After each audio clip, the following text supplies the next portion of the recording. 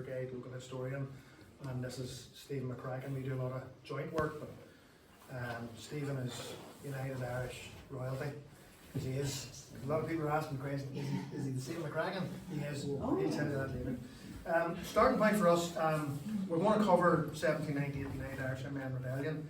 Stephen will sort of cover a lot of that, and then I'll drill down into how did that impact on the village here, and what was happening in the local area.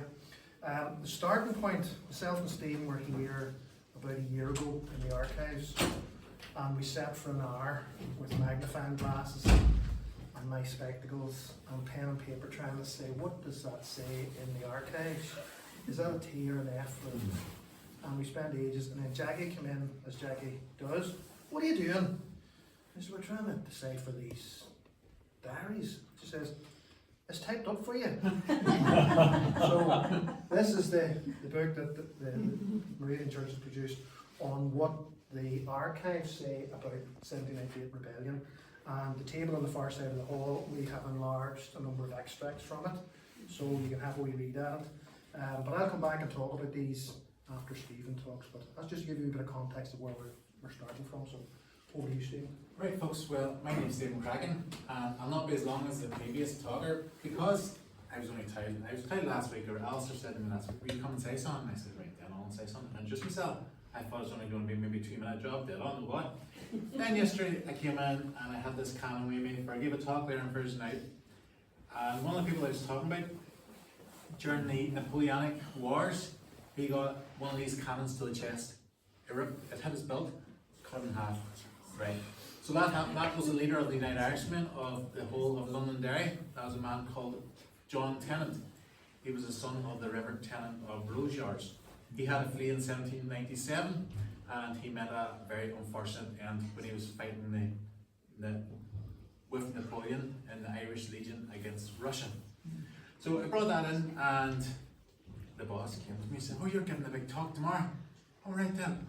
You sure?" "Not me, you know." So that's all right. I had to go to work last night, and I'm nothing really prepared. But since this is how history, how conflict has affected the Moravian, this part of the country, you know, this wee area, the society, I thought I'd give you a brief overview of the first 50 years proper of the Moravian settlement here. And it is a very radical, tense period. And to be honest with you, when you know the first 50 years of the settlement here, you wonder why did they choose Northern Ireland? Why the flip? And why did they survive even, you know? So they came here in the late 40s, 1740s. I think the church was in 1759 or 1769, is that right? Right about that time, 59. But what happened in 1760? There was a rebellion. There was a Hearts of Oak rising in Derry, in Antrim. That's when the Presbyterians, the Ulster Scots who were living here, their rent was getting increased by these landlords, not landlords, agents for the landlords. And basically, the people were up in arms. They were chasing the land agents back to Derry. They chased them back to Derry, and they actually threatened, in the newspaper, they threatened to siege Derry. This was the Hearts of Oak. That period, it was put down by the British government, and that was the second year of your Moravian Institute, you know, or the church. 10 years later, you have a bigger rebellion. No one really talks about it. Far bigger. You have the Hearts of Steel. Same difference. The rents are being increased. Leases are being taken off people. You have one spark lit it all, which was the arresting of a man called David Douglas at Park Gate. He was taken to Belfast. He was imprisoned in the barracks in Belfast. And what happened? You don't rear up the Ulster Scots. They came down in their thousands from Ballymena, from Manning, from Park Gate, from this part of the country. No one ever talked about the Battle of Belfast. That was on Christmas Eve, 1770, the Battle of Belfast. They stormed Belfast. No one ever talks about that, and that's around 20 years after you're forming here, you know. Sometimes you can make it up, you know. I talk about 1798 quite a lot, but the period before that, no one ever really chats about it. It's even better, hey. So, of course, 1770s on, you have what's happening over in America. You have the Boston riots. One A big historian called DJ Owens writes, about 25 years after the Hearts of Steel, he says 2/3 of the Ulster population had to leave in 1770, 1771, the crackdown of the Ulster Scots because of the battle, Hearts of Steel. 6 months after the Battle of Belfast was put down, 2 ships are sank in the Chesapeake Bay, just still north of Yorktown. You can see how the values that we're fighting for over here are rolling in and are causing the agitation over in America. That just rolls into the American Revolution. It's mad that it didn't actually happen here properly. But as it goes on, 1770s, 1780s, they're a bit quieter period. You've got a very good landlord over here, Lord O'Neill. He's a liberal landlord. Without him, yous may not have even existed, you know. Yous have been rearing up with Hearts of Oak, Hearts of Steel. John O'Neill, very, very good. He, if you look through the archives of his own papers, you can see if you weren't able to pay your rent, you were let off half your rent, and it was bread. You know, he didn't really need the money as such, and I think it's bread reading it. One thing about John O'Neill is that he did used to go down to Dublin, very liberal, and he was at one point being kind of taken up. Maybe this could be a good United Irishman leader, and he had all the principles of United Irishmen. He talked in Irish Parliament about universal suffrage, votes for women as well. All this never happened. He did, however, he did stay with the aristocracy. He didn't get involved in the United Irishmen. A lot of people thought he might, but he didn't. But when he died, he let all his people off the half year's rent. So when he passed away, he put it in his will, his last will and testament, when he was lying in Shane's Castle, forgive all the rent. And I think that's brilliant, you know. But as Alastair was saying there, we came here a year ago. We started doing tours 1798 Ballymena about a couple of years ago, and that's dead on no bother. You're reading all this stuff, and then you regurgitate it out to everybody. And then we decided that maybe we should come here. You know, you got some first-hand evidence, first-hand accounts.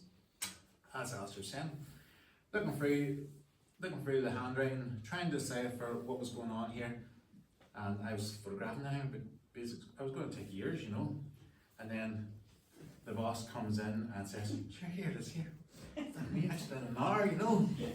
Wife's going to go mad, right then on. But this book is absolutely brilliant. If anybody hasn't got a copy of it, highly recommend it. Previous to this here, I penned a number of different books. There's a wee book on the Battle of Antrim, another book on those who participated and had to then flee Ulster, heading to America. There's about 40 Presbyterian ministers in there. And then I penned the forward to Stephen McCracken's book, The Insurgent Chief. This was by a boy who left Larne in the 1790s. Late 1790, 1799, he left Larne. As a boy, he witnessed the going ons of the United Irishmen, and then he read about it. He came back here as James McHenry, as the the ambassador to USA, but he made it big in America. But everything we read, always tells you about the Battle of Larne was over in a day, dead on, no bother. Battle of Ballymena, 2 days, happy days. This is what we were telling people and this is sometimes how the government plays it. It plays everything down, right? Plays it all down. Has anybody heard of the Battle of Belfast here? All played down, so we don't hear these times that we're up in arms, up in agitation. Then when you read something like this here, you have the first-hand evidence. Larne was 3 days under United Irish rule. Sorry, Ralstown 3 days under United Irish rule. Whereas any book you read, even my book, until I get it amended, will tell you it was blown to bits the day after, and it surrendered, right? But you've got 3 days in here. I'm about Ballymena, right? So the United Irishmen, the battle, the time was the 7th of June, right? That was a Thursday, right? So you go Thursday. This here tells you that the Thursday at 6 o'clock, Ballymena surrendered. So it gives even a time, 6 o'clock, Ballymena surrendered to the United Irishmen. Previous to this here, the government came from Ralstown. After taking Ralstown, then came up here. A couple of days all done, dusted, dead on. Not occurring to Mr. Philiades, the minister here. Nope, that didn't happen. You have Thursday evening was taken. Friday, the army rested King. Saturday, the army went and took Ballymena, or sorry, Brownstown. Sunday, they came up here, negotiating with a man from Ballymena, Richard Caldwell. Monday, the government forces went into Ballymena. That's 5 days. Ballymena was under the control of the United Irishmen. Previous, it was like 2, maybe 2.5. And it's Brian how you get first-hand evidence totally changes the whole outlook. And it's to get credit that this society exists and it keeps such very good, valuable notes. One of the other things about 1798, everybody heard about the Archer Gang, Thomas Archer and his band of rebels. Well, it doesn't really give that impression of a band of rebels as such. It just doesn't. When you read this here, you read other accounts, and this, I'll tell you that Archer Gang was a pile of bad eggs who were going around killing each other. Or not each other, but people who weren't for the United Irishmen. Well, the minister here actually goes to a trial of Thomas Archer.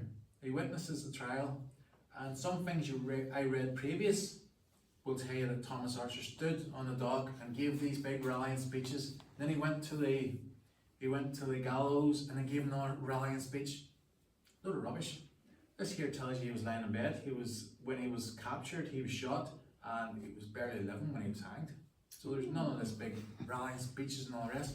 Just shows how the romanticism of the 1898, all that revival period, has really added, and it has taken away. It's taken away bits because the government tried to hide it and all the rest, but you can't hide first-hand evidence, from diaries. Anything else? Any questions or anything out there? There's loads of times that the government comes in here, they give over arms to the Moravians to say you defend yourself, and then a week later they're back saying, oh, we need them arms back. A couple of days before the rising, the arms from here go to the Ballymena, the barracks in Ballymena, so they can't defend themselves. On the 8th of June, United Irishmen come up the street here, and your man Phileas, the minister here, he meets him, greets him with cheer. He's very respectful to him and all the rest. The United Irishmen say they're looking for arms, but Phileas doesn't have any arms, and they go off. There's no issues. There's no apprehensiveness.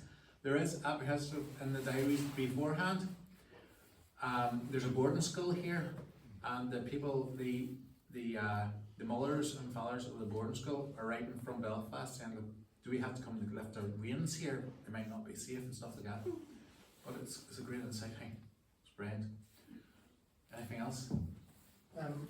One of the things I think that the archives really helped her understand what was going on. Has anybody ever seen the Mel Gibson film The Patriot? Think of The Patriot. Right? Do you remember the cavalry officer? Nasty piece of work? Think of him. Okay? Lord Cornwallis, the boss? Think of him. Because we'll come back to those three sort of characters. One of the things that's often portrayed in history books, and if you go to the Braid Museum and look for anything in 1798, what they'll say is a peasant put the barrel under the market house to burn it. As if 1798 was one step away from the Stone Age. These were educated, well-read, well-informed people who had a fair idea what was going on across the world. And the minister's diaries and the archives prove that. Because it gives you an insight into what was happening in America, what was happening in France, what the attitudes were, and how that impacted here. And then you take it down a level. If you get people who were in the army or in the United Irishmen or whatever, they're sort of often portrayed in history books as the key players. But what about the ordinary folks? What about the people that lived in the village, the mums and the dads and the kids and the grannies that were living here? How were they impacted by all of this? Because the period of time before the rebellion was martial law. It was brutal and people were brutalised. One wee example, I'll leave this for you. So notice the blacksmiths. And as Stephen said, you had the Crown forces coming in saying, surrender all your arms, and there's a receipt. And then they'll come back and say, anything that could be used as a weapon, you have to give me that too. And you're thinking, I'm a farmer. My tools Where do you get that? And where do you get all these tools from? You go to the blacksmith. And here's a notice from George Nugent, Major General, commanding the Northern Army in June of 1798. And it says basically, the trade of gunsmith, armour and blacksmith. Security is only given from a general or above to allow you to make implements. If it is discovered that a pikehead or other offensive weapon has been made without this authority, that blacksmith will be executed at his front door as a result. So that's the kind of times that we're in. As Stephen says, you know, the history books talk about what was going on in Ballymena, and they talk about it being a skirmish, and it's 5 days, not 2 days, that we now know. But what happened was, the population of Ballymena was about 1,000 people.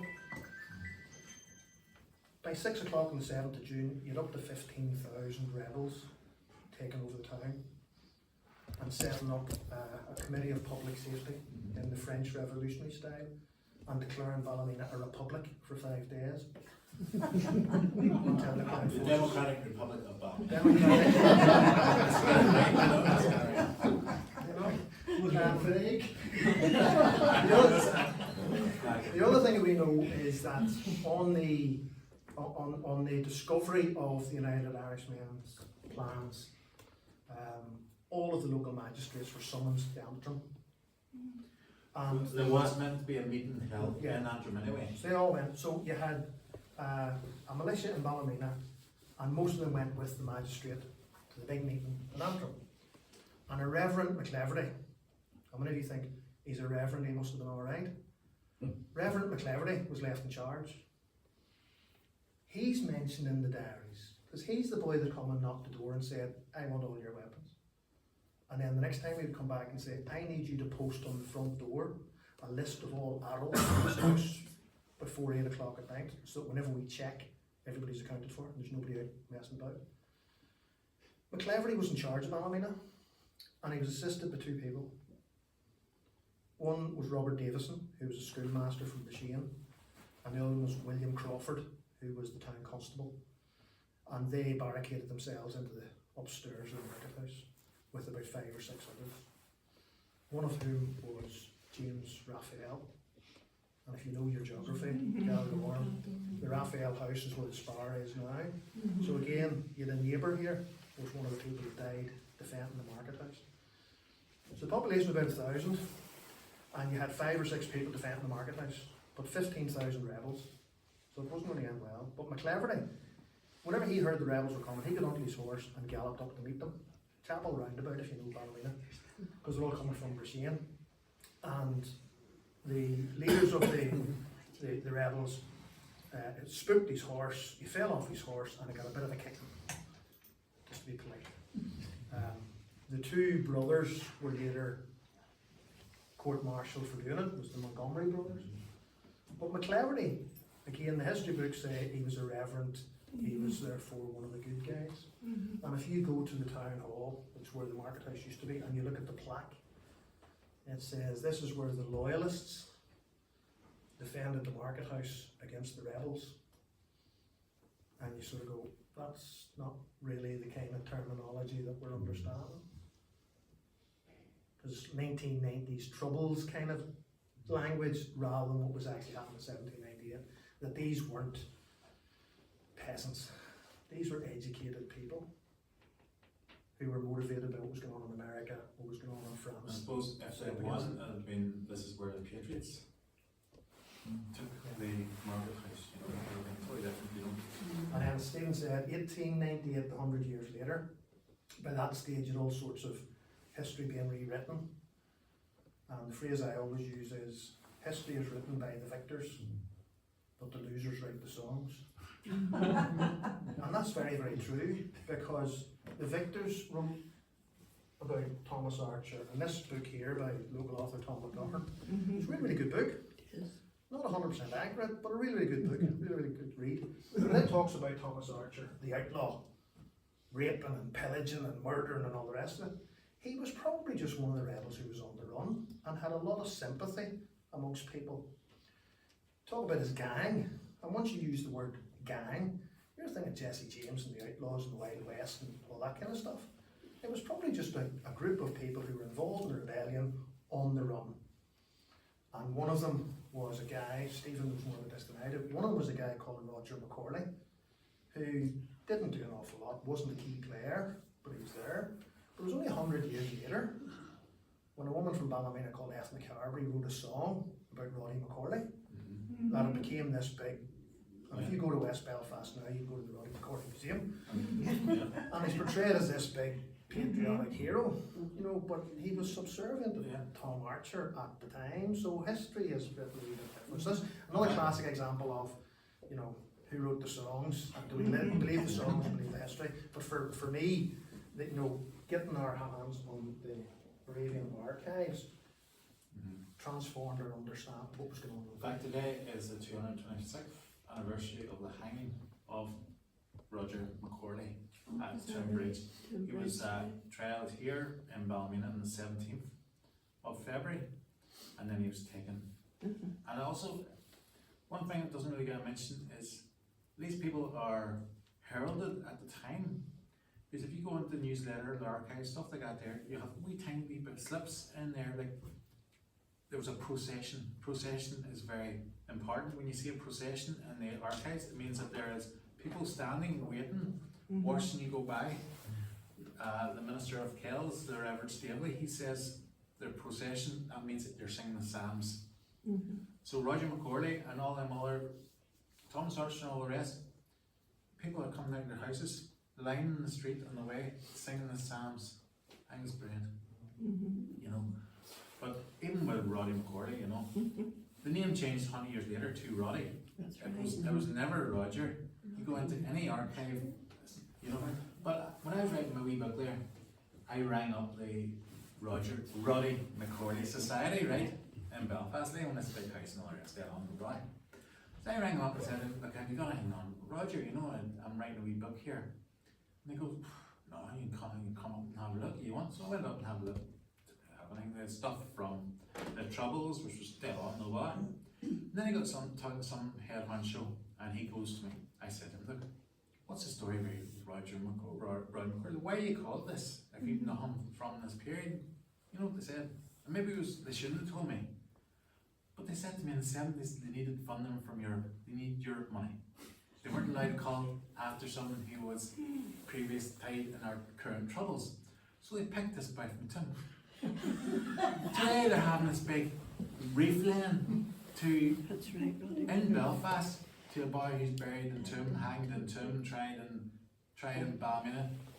Belfast ones don't come outside Belfast. Stay in Belfast. Sometimes you just can't make up, like, you know. Roger McCorley and the Archer gang and all that, the actual trials that happened after the rebellion, there was 100 court-martials in Ballymena, the market house.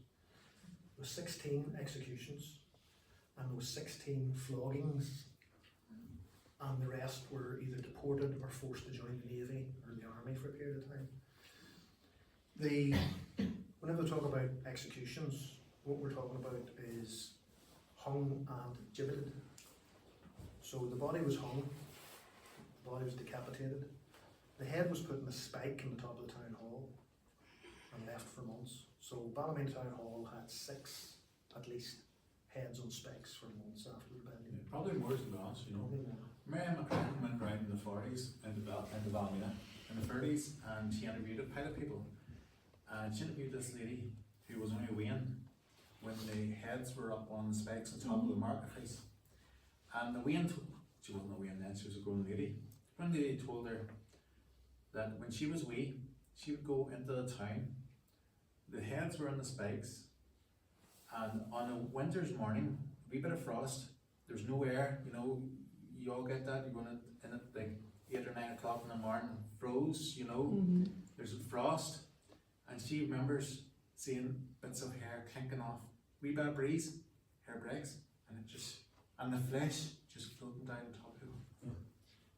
It's massive bad, yeah. And then the rest of the body was put in a cage and hung back up. And the other thing to note is the court-martials took place in Ballymena, but the executions only took place in Ballymena if you were from Ballymena, because that was a deterrent to the local people. So there was another hanging in the middle of Connor, there's one in the middle of Bashane, there was more sent up towards Ballymena. That wee boy in Connor, that was Daniel English. A wee boy, he was only about 18. This was 1800 as well. 18-year-olds, so he'd been 16 during the Battle of Ballymena or Ballymena, more or less. There was a lot of young folk, a lot of 16-year-olds implicated in the battles. And there's a saying that says, once a woman and the young ones get involved, that's when you have a rising. That's what happened in Russia. The young ones and the women, they got involved, and then that's when the rising started properly. But that was wild. That was Reverend William Staveley of Kells. He officiated, but he was at that trial, and he walked with Daniel English up to Kells, and he said, and he writes down, everybody came out of the houses and they sang the psalms. Sung the psalms. And there's other instances where there's about a 12-year-old boy, McCracken. He is waving a branch during the battle, during the takeover of the town. He waving the branch, you know, as a wee 12-year-old boy does, you know. He was sentenced to 7 years in the army, a 12-year-old. Isn't that it? The other thing that was happening, and again the archives give you a really good insight into it, is that the army were usually billeted in people's houses, and there was a threat of that here, but it didn't happen because the information that was going up to Carrickfergus Castle, places like that, was leave Gracehill alone, you know, they've done no harm. But the army would billet soldiers in your house, and that was for 3 reasons. The first one was it was cheaper than putting them in a barracks. The second one was you fed them. And the third one is you could get up to nothing because there's a soldier in the house watching you.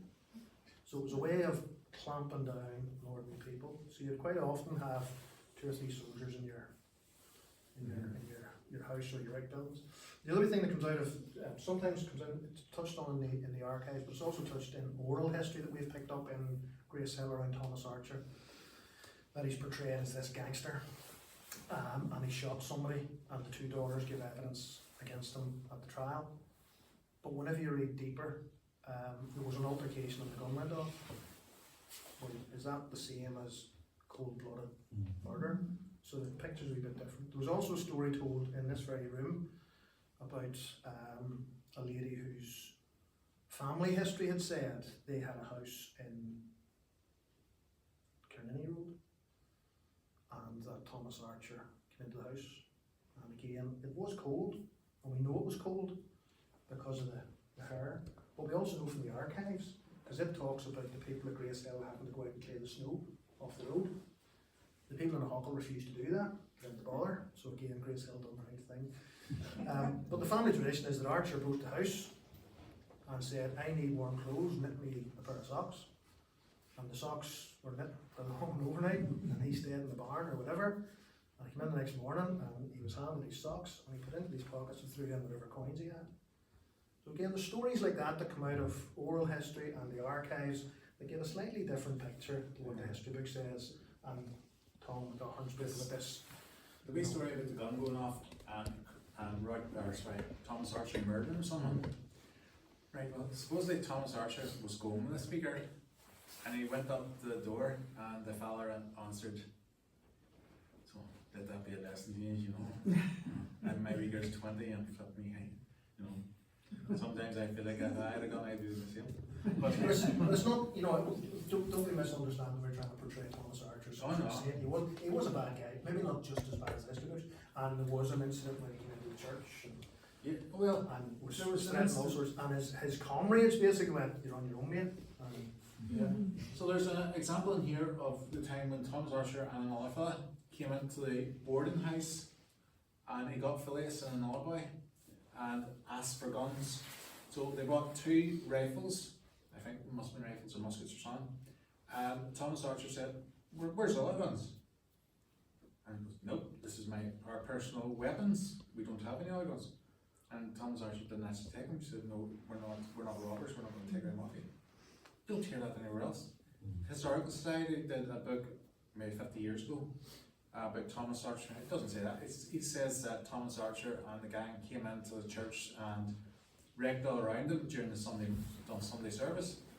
It just beggars belief when you read the actual evidence itself. You know. So what did you find really interesting looking through the archives here? I think it's all interesting.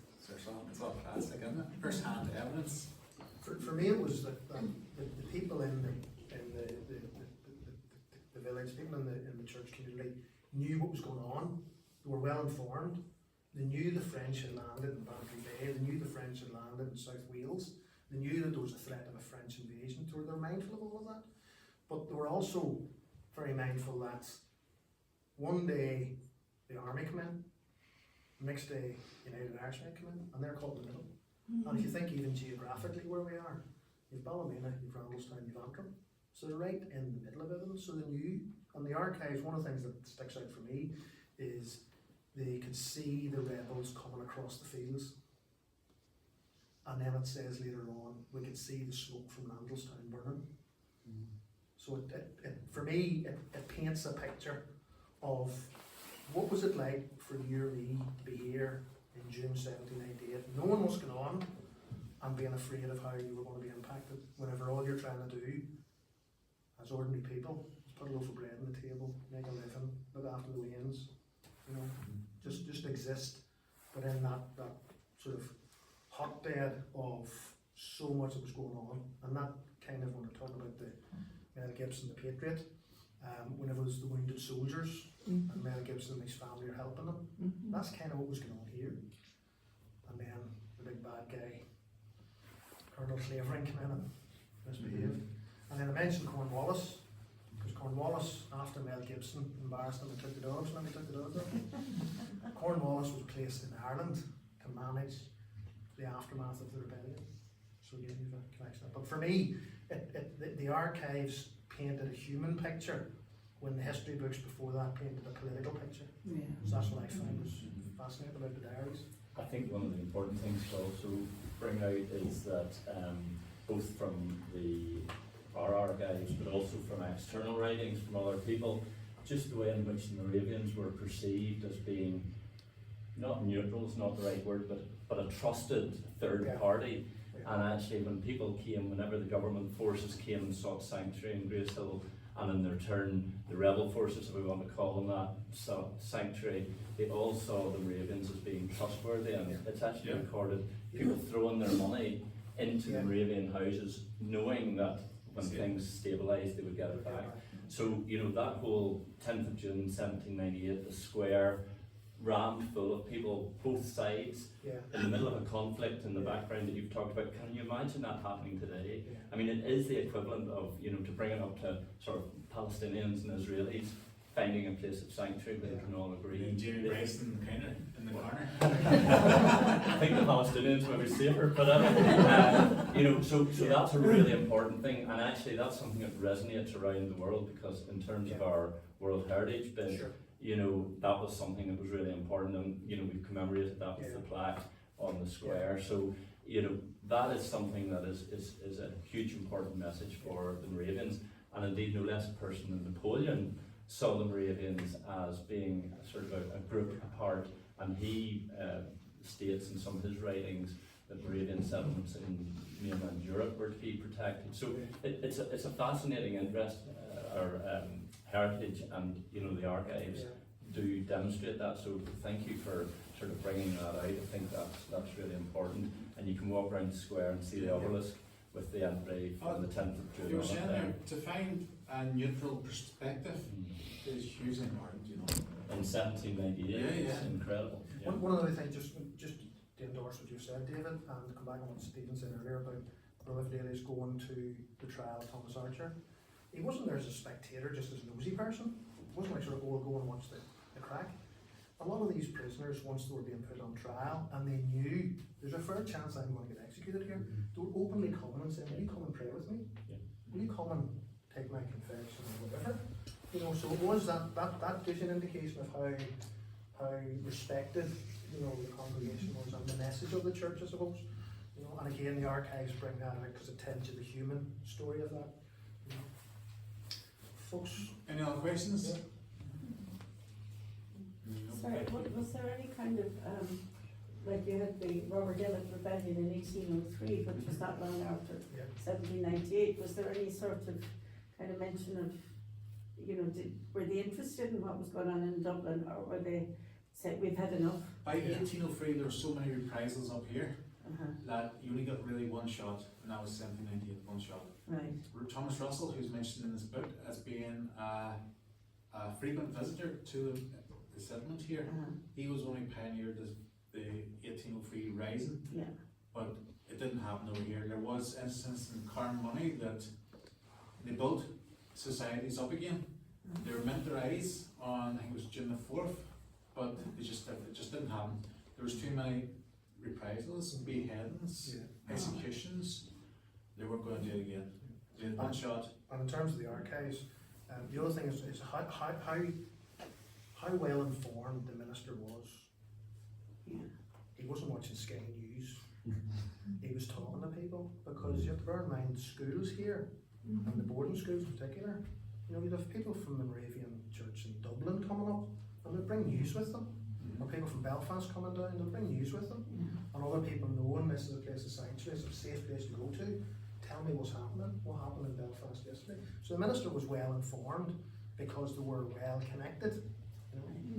I mean, it is again a fantastic primary source. Yeah. You know, that historians value, and again, thinking about the American War of Independence in the U.S. Museum of Independence in Philadelphia, they used the diaries from the minister Yeah. who was serving in New York during the American War of Independence.